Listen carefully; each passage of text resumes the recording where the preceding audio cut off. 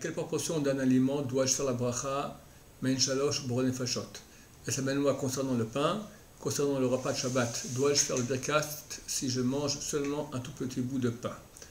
Ok, il faut savoir que avant de consommation, si on veut manger quoi que ce soit ou boire quoi que ce soit, chose qui nous produit une certaine jouissance au niveau des papilles gustatives, alors il y a l'obligation de faire la bracha avant la consommation, même pour quelqu'un veut manger un sésame, il doit faire la bracha là-dessus. Il veut boire, je sais pas, on va goûter un tout petit peu de Coca-Cola, même très très peu, de faire la bracha là-dessus. Il manque qu'il y ait une petite jouissance.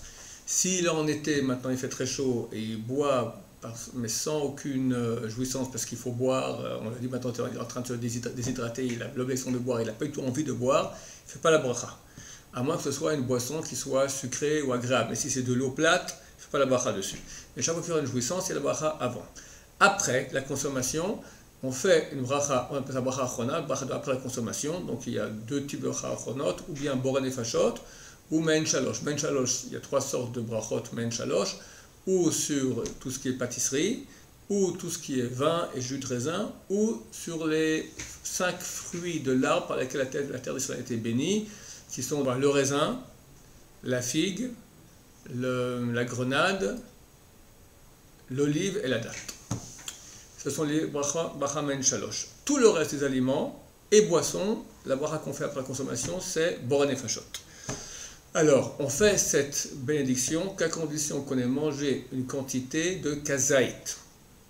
Ça concerne les aliments solides. On va voir les boissons tout de suite. Au niveau de la consommation d'aliments solides, kazaït. Kazaït, c'est le volume, on parle qu'en volume, d'un cube de 3,1 cm de côté.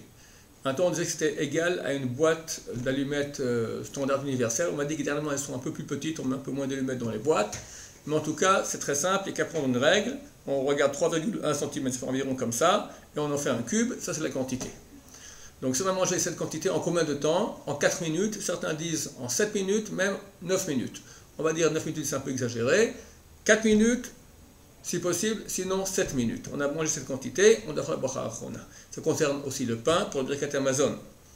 Donc si quelqu'un maintenant a mangé moins que cette quantité, ou même toute cette quantité, mais en plus de temps que 9 minutes, alors il ne fera pas le birkat hamazon.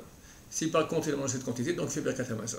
En ce qui concerne les boissons, il faut boire d'un coup, ou avec un arrêt très très petit, mais on va dire, c'est presque comme d'un coup, une quantité de 86 millilitres. Il faut prendre un biberon des enfants, voir comment ça fait 86 millilitres. Ça, c'est la quantité qui nous oblige à faire la bracha achrona, borei nefashot, ou sur le vin, mein shalosh. Bon appétit et bonne brachot.